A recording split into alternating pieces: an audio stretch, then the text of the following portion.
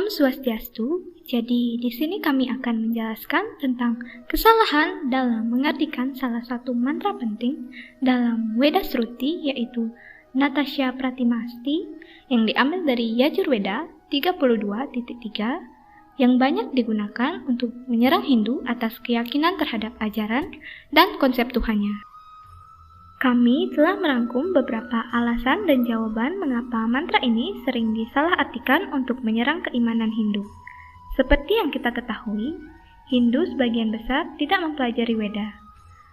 Karena Weda sendiri dipelajari dari guru kerohanian, agar arti dan makna dari Weda itu sendiri tidak hilang dan melenceng. Karena bahasa yang digunakan adalah bahasa Sanskerta, di mana bahasa ini sangat amat detail dan dinyatakan sebagai bahasa tertua.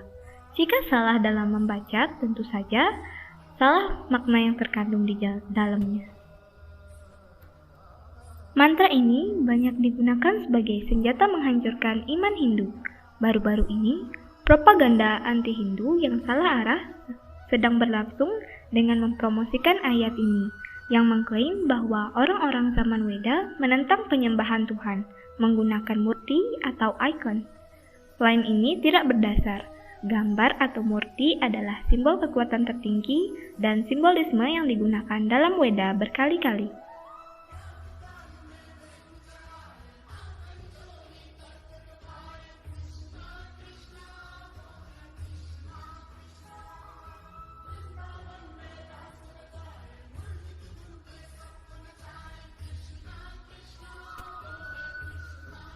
Mantra tersebut digunakan untuk membuat propaganda menyalahkan ajaran Hindu tentang pemujaan menggunakan simbolis atau arca. Sedangkan beberapa mantra maupun sloka dalam Weda memberi jalan mudah untuk menyatukan hati dan pikiran kepada Tuhan dengan menggunakan simbol. Karena pikiran manusia yang terbatas, maka Tuhan merealisasikan dirinya untuk penyembahnya agar penyembahnya dapat memahaminya, walaupun ia sama sekali tidak dapat dipahami. Karena keterbatasan itu, Tuhan merealisasikan dirinya menjadi Bhagawan dan berdiam dan menuntun Atman yang ada dalam diri manusia sebagai Paramatman. Sebelum kita membahas lebih lanjut tentang pernyataan ini, mari kita lihat terlebih dahulu statement dari Dr. Zakir Naik tentang mantra ini. Berikut videonya. It's mentioned in the Svetasvatara Upanishad, chapter number 4, verse number 19, and in Yajurveda, chapter number 32, verse number 3. It says, Na tasya pratima asti. Of that God there is no pratima. Pratima in Sanskrit means idol, photograph, picture, idol, painting. Yes. Natasya pratima asti. Of that God, there is no pratima, there is no picture, there is no painting, there is no idol, there is no sculpture, there is no photograph. Who says that? Veda. Yajurveda chapter 32 verse. Setelah kita amati tadi, Dr. Zakir Naik mengutip hanya satu baris dari mantra tersebut. Sedangkan mantra tersebut yang asli berbunyi sebagai berikut.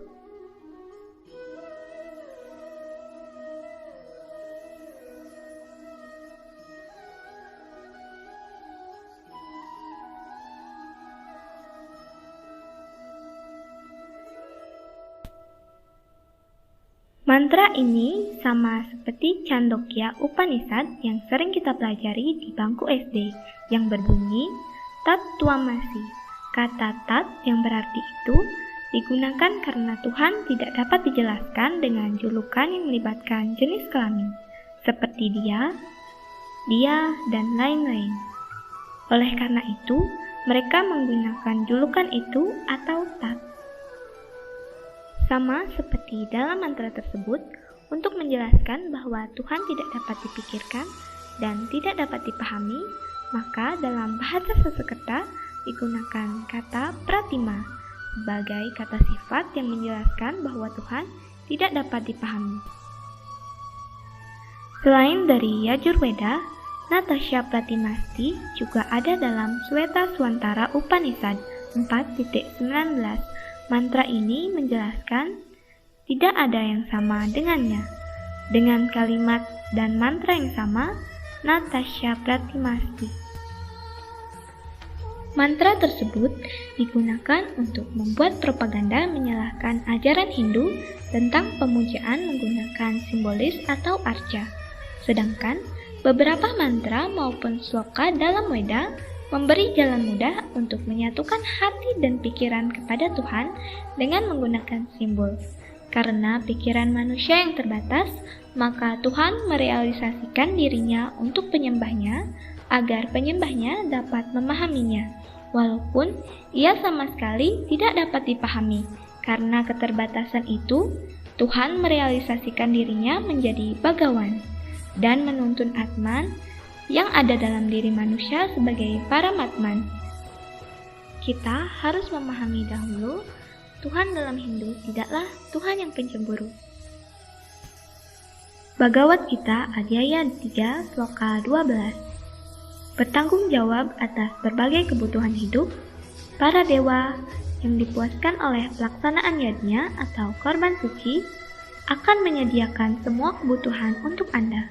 Tapi, dia yang menikmati hadiah seperti itu tanpa menawarkannya kepada para dewa, sebagai imbalan pastilah seorang pencuri.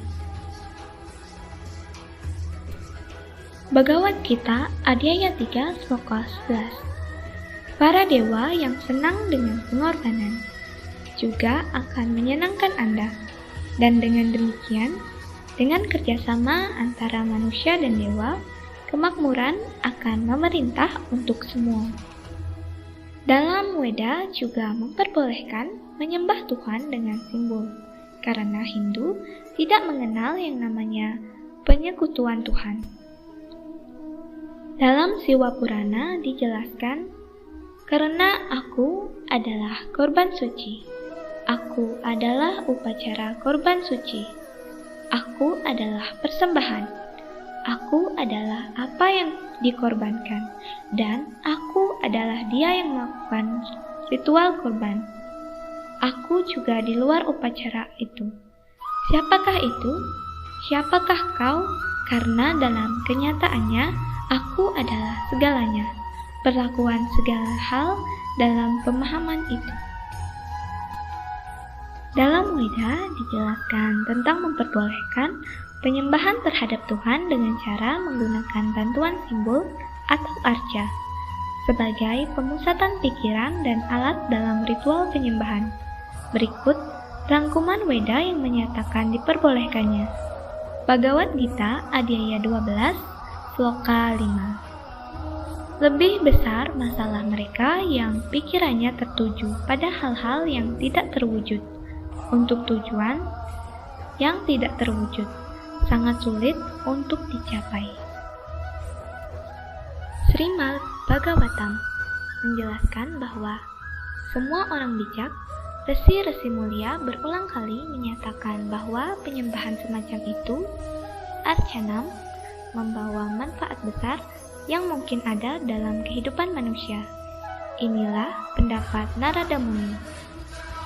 Wahai Tuhan yang paling murah hati, pernyataan tentang proses penyembahan dalam bentuk arca ini dipanjarkan dari bibir telatai Anda. Kemudian disampaikan oleh Brahma yang hebat kepada putra-putranya yang dipimpin oleh Bergu. Siwa menyampaikan kepada saktinya, Parwati, tata cara pemujaan seperti ini, atau arcanam, diterima oleh semua lapisan masyarakat atau warna, dan semua tingkat kehidupan atau asrama. Oleh karena itu, saya menganggap penyembah kepada Anda dalam bentuk arca menjadi yang paling bermanfaat dari semua praktik spiritual, bahkan untuk wanita dan pelayan. Mantra ini sering digunakan untuk menyerang dan dijadikan propaganda untuk menggoyahkan iman Hindu terhadap konsep Tuhan.